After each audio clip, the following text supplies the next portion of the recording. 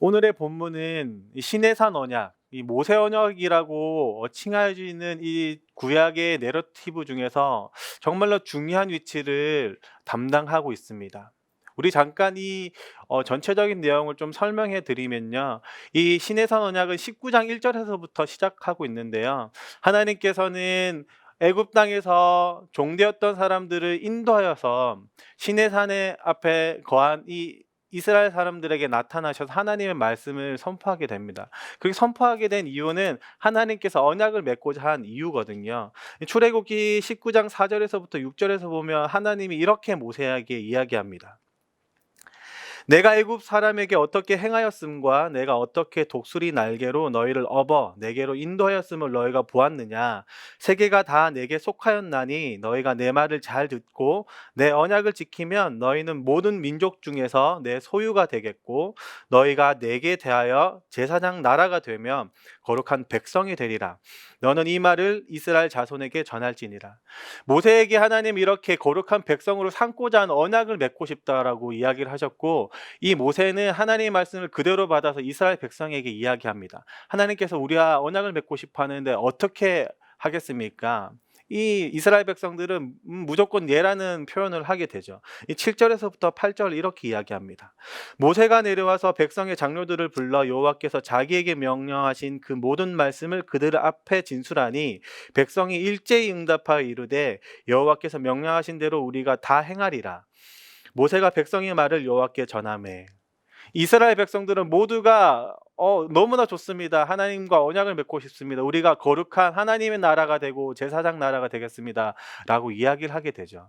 그리고 하나님은 하나님이 만나실 방법들을 모세에게 이야기를 하고 3일 동안 성결하게 하는 명령을 하시고 3일째 되던 날에 하나님께서 우레와 번개 이런 구름 같은 모습으로 이스라엘 백성들 앞에 나타나게 됩니다. 그 모습이 이 19장 16절에 나타나게 되는데요. 이렇게 표현합니다. 셋째 날 아침에 우레와 번개와 빽빽한 구름이 산 위에 있고 나팔 소리가 매우 크게 들리니 진중에 있는 모든 백성이 다 떨더라. 모든 백성이 하나님을 대면했을 때 모두 다 떨 만큼 그 위엄과 엄청나신 그 하나님의 모습을 바라보고 또 그 가운데 사람들이 무서워 떨고 또 하나님의 말씀을 받게 됩니다. 이때 하나님께서 이렇게 시내산 가운데에서 떨리는 그 모습으로 나타나시고 주셨던 말씀이 오늘의 이 본문입니다. 이렇게 이 십계명의 말씀, 하나님의 10가지의 말씀들이 되어지게 되고 하나님과 이스라엘 백성들이 언약을 맺게 되는 사건이 오늘의 이 20장 1절에서부터 나타나게 됩니다. 그리고 우리가 너무나 익히 알듯이 이 10가지의 말씀들은요. 이 십계명 돌판이 두 가지의 돌판이 기록되어지면서 기록된 돌판들을 언약궤에 보관하게 되는 이 언약의 증거로서 남게 되게 되죠. 이러한 본문이 바로 오늘의 본문입니다. 제가 이쯤 돼서 우리 성도님들께 하나의 질문을 좀 해보고 싶은데요. 혹시 10계명의 7계명이 무엇인지 기억하고 계신가요? 선뜻 대답하기 쉽지 않았을 것 같아요. 근데 이 질문은 제가 일주일 전에 제 스스로에게 했던 질문입니다. 너무나 좋은 기회에 십계명을 다시 연구하고 묵상할 수 있는 일주일로 보내게 되었는데요. 월요일쯤에 제가 이 십계명을 바라보면서 선뜻 7계명이 뭐였더라? 그리고 이 질문에 대한 대답이 바로 나오지가 않았어요. 그리고 내가 이 십계명을 제대로 알지 못하는 것이 그냥 단순히 순서를 헷갈려하는 것 정도가 아니라 이 십계명이 나타내고 있는 이 깊은 의미를 내가 깨닫지 못하고 있는 거구나라고 이 아는 데까지 그리 긴 시간이 걸리지 않았습니다. 저는 엄청나게 큰 망치로 머리를 한 대 맞는 그런 느낌이 들었습니다. 내가 진짜 하나님의 백성으로 살고 있는 게 맞나? 이런 생각이 들기 시작했던 거죠. 아마 우리 성도님들도 지금 비슷한 마음이 들지도 모르겠습니다. 이 한국 교회는 이 십계명에 대한 중요도를 매우 깊게 또 중요하다고 가르치지 못하는 현실 속에 살아가고 있습니다. 하나님이 주신 이 율법을 되게 부정적인 의미, 하나님이 주신 이 은혜와 이 복음이라는 이 이미지와 하나님 주신 율법이라는 이미지를 서로 상충되고 서로 반대되는 이미지. 이 은혜와 복음은 너무나 귀하고 값지고 선하고 긍정적인 이미지로 받아들이지만 이 율법이라는 이미지는 너무 매우나 우리가 따르기 힘들고 너무 부정적이고 잘못된 것처럼 우리가 받아들이는 현실 속에 살고 있습니다. 그런데 진짜 이 율법을 하나님께서는 부정하다고 하셨을까요? 로마서 7장은 그렇게 표현하고 있지 않습니다. 우리 함께 로마서 7장 12절 말씀을 보면요. 율법이 어떠하다는 것을 하나님께서 직접 말씀하십니다. 로마서 7장 12절입니다. 이로 보건대 율법은 거룩하고 계명도 거룩하고 의로우며 선하도다. 하나님은 이 로마서를 기록한 바울을 통해서 율법이 선하고 의롭고 또 뭐라고 표현되어 있나요? 마지막에 거룩하다고 표현하고 있어요. 거룩하고 의롭고 선하다. 하나님의 속성과 완전하게 일치합니다. 거룩하고 의롭고 선하다. 율법은요, 우리에게 부정적인 이미지가 아닙니다. 우리에게 정말로 거룩하고 의롭고 선하고 정말로 좋은 이미지예요. 그런데 많은 한국교회 사람들, 많은 그리스도인들은 이 율법이라는 것 자체를 부정적인 시각으로 바라보게 됩니다. 저는 먼저 왜 우리에게 이 율법이라는 것이 부정적인 이미지가 되고 왜 이렇게 우리는 이 율법을 잊는 삶을 살고 있을까요? 첫 번째로 한번 생각해 본다고 하면 이 한국 교회 가운데에 이 구원파식 교리, 그냥 믿기만 하면 하나님 나라 갈 수 있다. 믿기만 하면 우리는 어떠한 죄를 지어도 그 죄에서 자유하다. 그러니까 누려라라는 되게 값싼 복음들이 한국 교회 가운데 되게 많이 침투해 있습니다. 그러다 보니까 율법이라는 것을 우리가 지키면 너무나 거추장스럽고 너무나 힘들고 이미 예수님께서 완성하신 율법에 따르지 않아도 되라는 인식들이 계속해서 자리 잡게 되죠. 그러므로써 우리 인생 가운데, 우리의 삶 가운데에서 이 그리스도인의 삶 가운데에서 율법이란 존재가 점점 사라지기 시작했습니다. 그뿐만 아니라 이 율법을 가지고 생각할 때 많은 사람들이 율법을 온전하게 받아들이지 못하고 율법과 율법주의라는 이 두 가지 단어를 혼용해서 사용하기 시작했습니다. 율법주의라는 것은 율법의 행함이 어떤 것을 우리에게 주게 된다라고 그렇게 생각하면서요, 율법을 행하는 것이 우리를 어떤 것을 받는 수단이라고 착각하게 만듭니다. 행함에 되게 포커스가 맞춰져 있는 율법주의가 율법을 혼용하게 만들기 시작한 거죠. 엄연히 율법을 따르려고 하는 율법주의, 율법을 따름으로써 하나님의 복을 얻게 되고 율법을 따름으로써 내가 원하는 것을 받게 되고 무엇인가 누릴 수 있게 된다는 이 율법주의와는 전혀 상충합니다. 또한 이 율법주의는 행함만으로 나는 모든 것을 했다라고 착각하게 만드는 것이 율법주의거든요. 분명히 율법주의는 복음과는 전혀 다른 개념입니다. 하지만 율법이라는 것은 계속해서 로마서가 이야기한 것처럼 거룩하고 의롭고 선하고 우리에게 진짜 좋은 하나님의 선물 같은 것이죠. 이런 이유들로 우리는 계속해서 율법이라는 것을 잘못 이해하게 되고 이 그리스도인의 삶에서 율법이라는 게 필요 없다는 것처럼 치부하기 시작했습니다. 그런 것이 오늘의 현실이고 그런 것이 저의 삶이었던 것 같아요. 그러다 보니까 우리 교육자들이 저보고 홍척척 박사라고 하거든요. 정말 많은 것을 되게 잡지식들이 많다라고 많은 것을 기억해가지고 제가 할 때마다 이렇게 답을 주곤 했는데 그 정도로 많은 것을 제가 기억하고 있던 제 삶 가운데에서 정말 중요한 이 10계명을 잊고 사는 것, 이것이 제 삶이 되어버린 것이죠. 과연 진짜 우리는 이 그리스도인으로서 율법을 잊고 살아도 될까요? 성도님들은 진짜 어떻게 생각하나요? 우리 오늘의 말씀을 통해서 우리에게 율법이 어떤 의미가 되는지 한번 알아가 보도록 하겠습니다. 오늘 함께 읽었던 이 20장 1절에서부터 2절까지는 이 10계명에서 가장 중요한 서론부를 담당하고 있습니다. 이 1절과 2절을 통해서 율법이 우리에게 어떤 의미가 되는지 좀 알아가 보도록 하겠습니다. 먼저 율법이 우리가 어떻게 주어졌는지 좀 바라볼 필요가 있는 것 같아요. 우리 20장 1절 한번 읽어보도록 할까요? 하나님이 이 모든 말씀으로 말씀하여 이르시되 라고 이렇게 표현하고 있습니다. 모든 말씀으로 말씀하여 이르시되.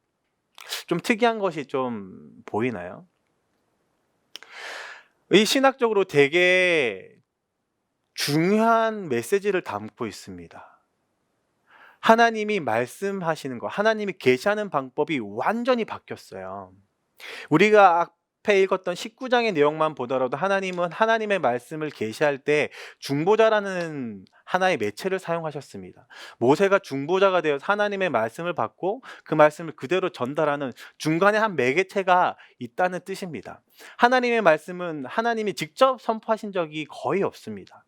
우리가 익히 알듯이 성경의 대부분을 보면 하나님의 말씀이 계시될 때는 천사 혹은 하나님의 중보자들을 사용하셔가지고 선지자나 혹은 오늘과 같은 모세, 또 우리가 익히 하는 예수님을 통해서 이렇게 중보자들을 통해서 하나님께서 말씀을 전하셨습니다. 그런데 오늘 말씀을 보면요, 하나님이 직접 말씀하셨다고 했어요. 그만큼 이 십계명의 내용이 너무나 중요하다는 뜻입니다. 하나님이요, 이렇게 사람에게 직접 나타난다는 건 정말 위험한 행동입니다. 왜냐하면 하나님의 이 거룩하고 의롭고 선하신 이 모습 가운데에서 사람의 이 범죄한 사람이 나타나서 대면한다는 것은 그저 죽는 거와 마찬가지입니다. 그래서 19장에도 하나님께서는 이스라엘 백성들이 자기를 대면할 때 죽을까 하여서 성결하게끔 하셨고, 또 하나의 선을 그어서 이 이상 올라오지 말도록 이야기하셨습니다. 그만큼 하나님이 이 이스라엘 백성들에게 나타난다는 것은 정말 위험한 일이었습니다. 그럼에도 불구하고 사람의 목숨을 빼앗을 것 같은 이 어려움 가운데, 이 위험한 가운데서도 하나님이 나타나셨고 그리고 말씀하셨다는 것은 그만큼 이 십계명이 진짜 중요하다는 것입니다. 하나님이 왜 직접 나타나서 이렇게 말씀하셨을까요? 20장 20절이 그 뜻, 그 이유를 이야기하고 있습니다. 20장 20절입니다. 모세가 백성에게 이르되 두려워하지 말라. 하나님이 임하심은 너희를 시험하고 너희로 경외하여 범죄하지 않게 하려 하심이라. 하나님께서 나타나신 것은요, 딱 한 가지입니다. 범죄하지 않게 하려고. 한번 잘 생각해 보세요. 그때 당시 고대 근동, 그리고 제약이 만연한 이 땅, 지금과도 마찬가지지만 거룩하신 하나님, 그리고 거룩하게 구별하신 하나님의 백성들이 이 죄에 만연한 이 세상과 구별될 수 있는 단 한 가지의 조건은 딱 하나입니다. 이 바로 범죄하지 않음. 범죄하지 않을 때 범죄하는 이 백성들과 완전히 구별되어 거룩한 백성으로 살아갈 수 있는 것입니다. 하나님이 직접 나타나서 하시고 싶었던 것은 그 두렵고 떨릴 만큼 그 근엄하고 위험하신 하나님의 권위를 보여주심으로 사람들이 범죄하지 않게 하고, 또 그로 인해서 거룩한 백성이 되게 하려고 이 율법을 주신 거죠. 율법은 이렇게 거룩한 백성으로 살아갈 수 있는 하나의 도구가 됩니다. 사랑하는 성도 여러분, 우리가 율법을 지키지 않는 것은요, 우리가 세상과 똑같이 살아간다는 뜻입니다. 반대로 율법을 지켜 산다는 것은 범죄하지 않고 세상과 완전히 구별되어 하나님 나라의 백성의 온전함을 나타내고자 하는 뜻입니다. 하나님 이렇게 범죄하지 않게 하려고 주셨던 이 율법이 우리에게 점점 잊혀짐으로써 이제는 우리가 세상과 똑같은 모습으로 살게 되고 있는 것이죠. 우리의 주변을 보면 너무나 잘 알게 됩니다. 목회자들이 변질되고 성도들도 변질되고, 이제 한국교회의 모습이 한국 안에서의 위상에서 너무나 떨어져 있음을 너무나 보게 됩니다. 그 중심에 바로 우리가 이 십계명을 잊고 있다는 것, 범죄하지 않게 하는 이 도구를 우리가 잊고 있기에 날마다 세상과 동일한 모습으로 범죄하고 살면서 전혀 세상과 구별되지 않는 모습이 되었기에 우리가 계속해서 세상 사람들에게 멸시와 또 핍박과 또 조롱을 받고 있지 않겠습니까? 그러기 우리는 이 율법을 진짜로 기억해야 됩니다. 오늘의 말씀처럼 하나님이 직접 주신 하나님의 계시이기 때문입니다. 또 두 번째, 우리 이 하나님의 계명이 언제 주어졌는지를 좀 살펴볼 필요가 있는 것 같아요. 2절입니다. 나는 너를 애굽 땅 종되었던 집에서 인도해낸 내 하나님 여호와니라. 하나님은 분명히 이 애굽 땅 종되었던 땅에서 우리를 건져내셨다고 이야기하고 있습니다. 사랑하는 성도 여러분, 하나님께서는 율법을 딱 우리에게 주시고 너희들이 율법을 다 지켜 행하면 너희가 구원을 얻게 될 것이야 라고 하신 적이 없습니다. 하나님 우리를 구원해 주셨고 그 구원의 은혜의 감격 가운데에서 하나님 나라의 백성으로 살 수 있는 방법을 주신 것이 바로 이 십계명이라는 뜻입니다.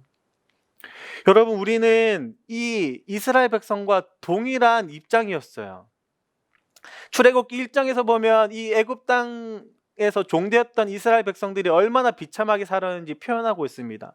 너무나 힘들어서 그 신음소리가 하늘에 상달되었고 하나님이 구원을 이루어 주셨다고 했어요. 그런데 이 구원은 그냥 이루어 준 게 아닙니다. 하나님이 이미 430년 전에 아브라함을 통해서 주셨던 언약이 성취되었던 일이고, 또 지금의 우리가 될 수 있었던 이 구원된 하나님의 백성들이 어떻게 구원되고 있는지를 예표하는 하나의 사건들입니다. 우리 이 과거가 어땠습니까? 정말로 그냥 노예로 산 게 아니죠. 죄의 노예로 살았습니다. 하나님을 알지 못했던 사람들이 진짜로 그 신음하며 살았던 것이 우리의 과거의 인생입니다. 그런데 하나님께서는 그저 일방적인 은혜로 오늘의 이스라엘 백성들을 애굽 땅에서 건져내셨던 것처럼 우리를 죄에서 건져내 주셨어요. 우리의 노예됐던 그 모든 사슬들을 하나님께서 끊어주셨다고요. 그런 은혜 가운데 우리에게 선포되는 것이 지금 오늘의 십계명의 말씀입니다. 하나님이 이 은혜 가운데 주셨던 이유는 딱 한 가지예요. 우리의 구원의 감격, 그 기쁨을 기억하고 기쁨으로 하나님의 뜻을 따라 살라고 주신 게 바로 이 십계명이란 뜻입니다. 사랑하는 성도 여러분, 우리에게 이 십계명이 거추장스럽나요? 우리를 올가매는 법처럼 느껴지나요? 우리가 누릴 수 있는 자유를 계속해서 억압하는 것처럼 느껴지나요? 우리는 이때에는 먼저 하나님께서 구원해 주신 은혜들을 기억할 필요가 있습니다. 우리가 하나님 법 없이 살던 때가 진짜 노예의 삶이었습니다. 진짜 암울했던 삶입니다. 우리가 누리던 기쁨, 행복들이 진짜 행복이라고 착각했던 그 삶이 진짜 제 사슬 가운데 억압됐던 자유를 못 누리던 삶이었다고요. 그런데 하나님은 구원해 주셨고 그 구원된 이 기쁨을 누리는 하나의 순환과 방편으로 오늘의 십계명을 주고 계십니다. 하나님은 왜 주셨을까요? 딱 한 가지입니다. 우리에게 진짜 자유된 모습을 살게 하는 것. 죄에 노예됐던 우리가 애굽 땅에 노예됐던 종됐던 삶을 살았던 이스라엘 백성들이 하나님의 은혜로 구원되었고 이제 율법을 지켜감으로써 진짜 자유를 누리게 하는 것이 바로 하나님의 뜻이었던 겁니다. 이 미국의 유명한 조직신학자 케빈 드영은 십계명을 이 하나님의 율법을요 교통법규와 되게 상충해서 설명하고 합니다. 여러분 한번 잘 생각해 보세요. 우리가 이게 횡단보도를 건너갈 때 파란불을 딱 봤을 때 어떤 마음이 듭니까? 우리 마음 가운데 불안함이 드나요? 횡단보도 파란불이 되었을 때 그 법규를 지켜서 건너갈 때 우리는 진짜 자유를 느낍니다. 누가 나를 칠까 걱정하는 그 마음들이 사라지고 그냥 법규를 지키는 것만은 우리 마음 가운데 자유가 있습니다. 이렇듯 하나님의 법규를 지킨다는 것은요 우리 가운데 진짜 자유를 누리는 하나의 방편이 되고 완전한 자유를 누릴 수 있는 유일한 수단이 됩니다. 그런데 진짜 무법자와 같이 이 고통법규를 어기는 사람 때문에 우리의 자유가 박탈되죠. 그러기 우리 마음 가운데 두려움 가운데 주변을 살피게 됩니다. 그런데 모든 사람이 법규를 지켰다고 생각해 보세요. 이 고통법규를 모두 다 지킨다면 누구 하나 사망사고 이러지 않고 누구 하나 해하지 않고 누구 하나 해야 할까 걱정하지 않고 내가 당할까 걱정하지 않고 진짜 자유를 누리는 삶을 살 수 있는 겁니다. 하나님은 이렇게 우리에게 진짜 자유된 자로서 자유를 누릴 수 있는 방편으로 오늘의 이 율법을 허락하고 계신 거죠. 성도 여러분, 이제 이 그리스도인에게 율법이라는 이 오늘의 주제와 같이 이 율법이 우리에게 어떤 의미가 되는지 조금씩 그 답을 찾고 계신가요? 저는 이 설교를 마무리할 때쯤에 하나의 찬양이 떠오르기 시작했습니다. 말씀 앞에서라는 찬양인데요. 이 가사를 읊어드리면 이렇게 됩니다. 말씀 앞에서 경외함으로 주께 홀로 섭니다. 생명의 말씀 읽고 순종해 주를 예배합니다. 기록된 말씀 힘이 있어서 진리로 우리를 거룩해 하면 거룩한 말씀 세세 영원히 복음이 되어 말씀하시네. 하나님 말씀에 두려워 떠는 자, 그 말씀에 생명을 거는 자, 한 사람 찾으시는 주님의 약속을 믿어 하나님 말씀에 운명을 거는 자, 순종하며 주 따라가는 자, 영원한 하나님 나라 이뤄갈 주의 교회여 일어나라. 우리가 하나님의 말씀을 두렵고 또 두려운 마음으로 순종하며 지켜가는 것은요, 하나님 나라를 이뤄가는 것입니다. 하나님이 우리를 죄된 그 본성, 그 죄의 노예에서 건져내신 것은요, 바로 이 거룩한 백성으로 삼아 주시는 거예요. 이 거룩한 의미가 뭡니까? 구분되었다는 뜻이잖아요. 이 의미를 진짜 안다면요, 우리가 진짜 거룩한 백성으로 살아가는 유일한 방편인 이 율법을 지킬 수밖에 없어요. 우리가 하나님의 뜻을 온전히 지켜간다는 것은 진짜로 이 죄된 세상 가운데에서 완전히 다른 하나님 나라를 드러내는 하나의 수단이 되고, 하나님 나라를 살면서 그 자유를 온전히 느낄 수 있는 유일한 방편이 되는 것입니다. 사랑하는 성도 여러분, 우리는 이런 율법을 꼭 기억해야 합니다. 하나님의 복음을 받아들이고 은혜 안에 산다는 것은 내 맘대로 살아도 된다는 것이 아닙니다. 진짜 자유를 느끼는 것은 오늘이 말씀하는 바와 같이 진짜 의롭고 선하고 또 거룩한 하나님의 율법대로 사는 거예요. 그렇게 살 때 우리가 잃어버린 모습을 다시 회복할 수 있을 줄 믿습니다. 내가 거룩하니 너도 거룩하라는 그 하나님의 이 신명기 말씀이 이루어지는 것이에요. 이 레위기의 말씀들이 이루어지는 것입니다.